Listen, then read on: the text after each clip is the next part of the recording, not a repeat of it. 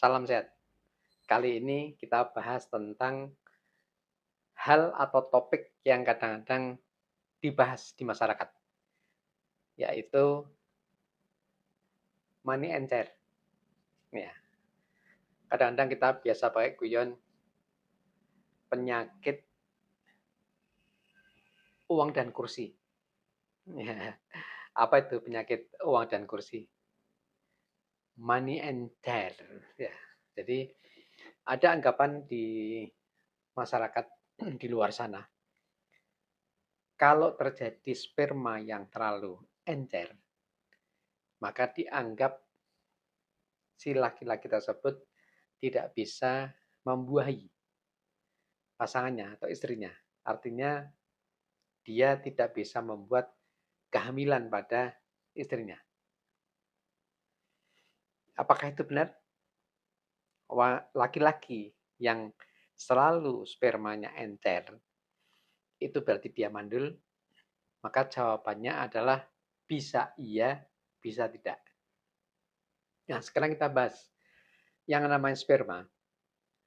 Pada saat seorang laki-laki atau suami saat hubungan kemudian dia ejakulasi, begitu cerut muncrat keluar sperma yang lebih kurang bisa di atas 1,5 cc,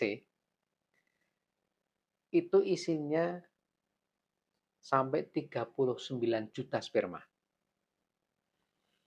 Ya, nah 39 juta ini yang penting asalkan di atas 15 juta, itu artinya berarti spermanya bagus. Ya, normal sperma. Tapi kalau kurang dari 15 juta, maka ini bisa disebut dengan oligosperma atau sperma yang kurang.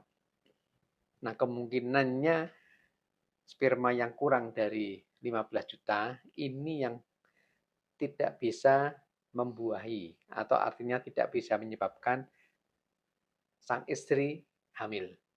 Nah, apalagi kalau sperma itu ternyata azoospermia, tidak ada spermanya sama sekali, hanya cairan yang keluar tetapi tidak ada spermanya. Anda membayangkan bahwa sperma itu ketika keluar itu seperti ya misalnya es dawet lah, ada kuahnya, ada dawetnya. Ketika dawetnya ini di atas 15 juta, kemungkinannya ini masih dikategorikan normal. Kalau kurang dari 15 juta, maka ini berarti kurang rendah spermanya. Nah, apalagi azoospermia, tidak ada spermanya. Hanya kuah tapi nggak ada dawetnya. Hanya kuah saja. Pasti tidak bisa menyebabkan kehamilan bagi sang istri. Ya, itu. Jadi, sperma itu ada cairannya, cairan semennya, ada spermanya. Sperma bentuknya seperti, ya Anda bayangkan aja berudulah, anak katak itu. Ya, gerak, ya motilitasnya tinggi. Nah, sperma yang keluar, yang tadi sampai di atas 15 juta tadi, kalau yang gerakannya bagus di atas 40%, nah ini masih bisa memungkinkan terjadinya pembuahan pada sel telur istri. Apabila si istri juga pas kebetulan dia matang sel telurnya. Kalau kurang dari 40% yang gerak, maka kemungkinan menyebabkan kehamilannya kecil. Nah, sekarang yang disebut dengan money encer. Ini berarti kan banyak cairannya, tetapi spermanya sedikit. Ya. Katakanlah cairannya ini ukurannya cc-nya normal, tetapi jumlah spermanya sedikit, maka tampak kalau di situ kekentalannya kurang, sehingga itu encer. Maka itu bisa ya disebut dengan mandul karena tidak bisa membuahi. Tapi kalau sperma ini cairannya melebihi dari ukuran normal, tetapi jumlah spermanya normal, maka tampaknya seperti juga encer. Ya, maka ini tetap masih bisa membuahi. Jadi money encer tidak bisa dijustifikasi si pria itu mandul atau tidak bisa membuahi sel telur pada istri. Ya, tidak bisa dijustifikasi seperti itu. Jadi harus dicek spermanya, diperiksa di laboratorium, dan sperma segar. Karena kalau mau memeriksa kondisi sperma, maka dikeluarkannya sperma itu di laboratorium itu yang paling bagus. Jadi ke kamar mandi sebentar, dikasih apa namanya kayak mangkok kecil untuk menampung sperma.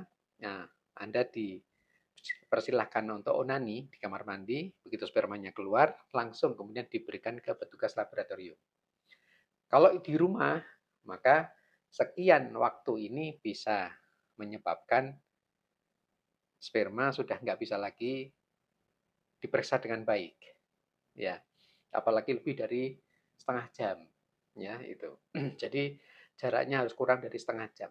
Yang paling bagus ya segeralah. Segera sperma keluar, kemudian langsung diperiksa oleh petugas laboratorium.